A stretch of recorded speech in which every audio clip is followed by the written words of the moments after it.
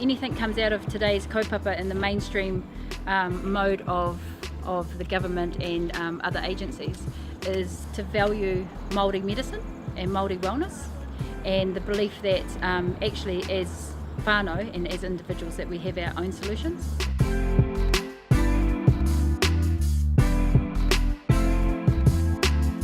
Yeah, it's been awesome because some of the whānau that I work with have identified that they're interested in Rongoa, and I've supported them with a path plan to start making their own balms and start their path on their Rongoa journey. So they actually came here today for the first time and got to showcase what they've been doing. So it was pretty awesome. They were really stoked.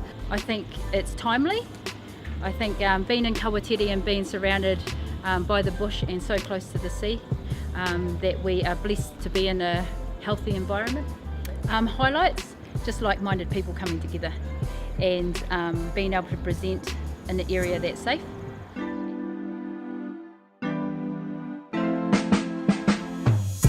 Yeah, lots of people are like, oh, I've always wanted to be involved in this but didn't know where to go. So just having these spaces available where we can make that known, people know that it's out there, know who to connect with.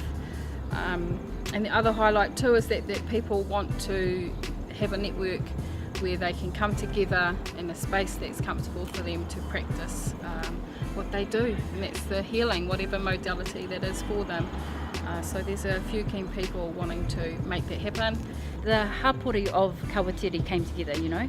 Although it being a Māori kaupapa, yeah, it embraces everybody, because what works for Māori works for everybody, as we know.